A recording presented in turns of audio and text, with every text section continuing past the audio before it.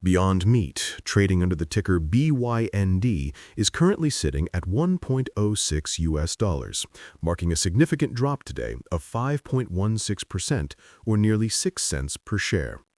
The stock has been volatile in this morning's session, trading between a high of 1.11 and a low of 1.03, all while the market digests what can only be described as a catastrophic set of fundamental data. Many investors, especially those who have held on since the highs, look at this stock and see the ghost of a market darling, still holding out hope for a turnaround. The expectation is that a company this well-known, a brand that was once synonymous with the future of food, cannot simply fade away. The reality, however, is that this 1.06 price point isn't just a number. It is a direct reflection of a company in a desperate fight for its own survival, teetering dangerously on the edge of delisting from the Nasdaq exchange. The 5.16% drop you see today is not an isolated event. It is the market's continued grim reaction to the company's third-quarter earnings report that was released just days ago. That report was not just bad, it was a confirmation of the deepest fears held by both analysts and long-term investors. Let's break down that reality. The expectation of a sales rebound was shattered. Beyond Meat reported that its revenue fell yet again, this time by 13.3% year-over-year, coming in at just $70.2 million. This was driven by a staggering 10.3% drop in the actual volume of product sold. People are buying less of their product, period. But the revenue miss was only the beginning. The company's net loss swelled to an almost unbelievable $110.7 million for the quarter. That is $1.44 lost for every single share. Compare that to the $26.6 million loss in the same period last year, and you can see the financial hemorrhage accelerating. Perhaps the most alarming figure buried in that report was a massive $77.4 million non-cash impairment charge.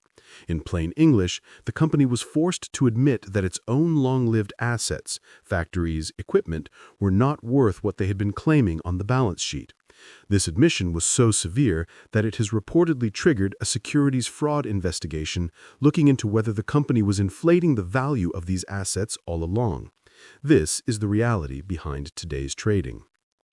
This stock's recent history is a case study in extreme volatility and the disconnect between fundamentals and market speculation. The 52-week range shown in the market data, from a low of just 50 cents to a high of 7.69, tells this story perfectly. That 7.69 high was not a fundamentally driven recovery. It was a massive retail-driven short squeeze that occurred just last month. Beyond Meat had become a meme stock. Data from late summer showed an exceptionally high short interest, with over 37% of the company's entire float sold short. The days-to-cover ratio was over 14, meaning it would take more than 2 full weeks of average trading volume for all those short sellers to buy back their shares and close their positions. This created a powder keg. Retail traders, coordinating on forums like Reddit, saw this vulnerability and piled in, forcing a rapid, panicked buying spree from short sellers that sent the stock exploding from its all-time low of 50 cents to nearly $8. It was a spectacular, short-lived frenzy. But as with all squeezes not backed by a change in the business, the momentum evaporated and the price came crashing back down, leaving many who bought at the top holding the bag. This brings us to the critical and non-optional topic of the short sellers. The short position in Beyond Meat remains incredibly high, and their thesis is painfully simple and, to date, correct. They are not just betting against trend, they are betting on simple math.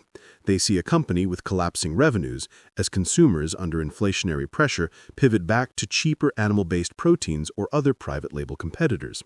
They see a company that is quickly burning through its cash reserves, reporting a $42 million cash burn in the last quarter alone, and most importantly, they see a balance sheet saddled with over $1.3 billion in debt.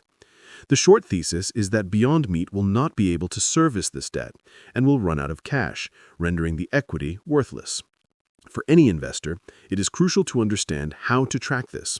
You can find short interest data on most major financial platforms listed as short percent of float.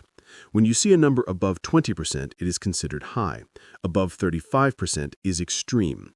The cost to borrow shares, or the borrow fee rate, has also been exceptionally high for BYND, costing short sellers a significant premium to maintain their bearish bets. What's your take on the massive short position in Beyond Meat? Is it justified, or are they kicking a company when it's down? The market for now seems to be siding with the shorts. The institutional sentiment, or the smart money, is just as bearish. Recent analyst ratings have been a cascade of downgrades. Just this week, following the earnings disaster, Mizuho slashed its price target to $1, maintaining a firm underperform rating. Barclays did the exact same, cutting their target to $1. These analysts are not just pulling a number out of thin air. A $1 price target is a clear signal that they believe the stock is at high risk of being delisted and that the equity holds little to no functional value. We are seeing institutions that once held large positions continuing to liquidate their shares, unwilling to ride this ship down any further. The consensus rating on Wall Street has firmly shifted to strong sell. So, what is the company? Beyond Meat was founded on a powerful idea to create plant-based meat substitutes that perfectly replicate the taste and texture of animal protein, thereby appealing to meat eaters and vegetarians alike. Its flagship products, the Beyond Burger and Beyond Sausage, are sold in thousands of grocery stores and, at one point, in major food service chains. The 2019 initial public offering was one of the most successful of the decade, with the stock soaring from its $25 IPO price to an all-time high of over $230 per share. The expectation was that this company would fundamentally disrupt the multi-trillion-dollar global meat industry. The reality is that the initial hype far outpaced the long-term sustainable demand. Competitors flooded the market, the products remained at a premium price point that consumers are now rejecting, and high-profile partnerships like the McPlant with McDonald's failed to become the revenue drivers investors had counted on. The company has never, in its entire history, posted an annual profit. Now, we must look at the future, and the expectation versus reality framework is more important than ever. The company's management, led by CEO Ethan Brown, is projecting an expectation of a turnaround. They speak of a new operational plan, of focusing on cost reductions and gross margin expansion. They recently executed a debt-for-equity swap to manage their massive 2027 convertible notes. This, they claim, strengthens the balance sheet. But the reality of that turnaround plan is what brought the stock to its knees in the first place. That debt swap involved issuing up to 326 million new shares, on top of the 76 that were already outstanding. This is a five-fold increase in the share count, a catastrophic dilution of value for every single existing shareholder. It was this move that caused the stock to collapse to its 50-cent low before the short squeeze. It was a desperate move to stave off immediate bankruptcy by sacrificing equity holders. The primary risk now is delisting. The Nasdaq requires stocks to maintain a minimum bid price of $1.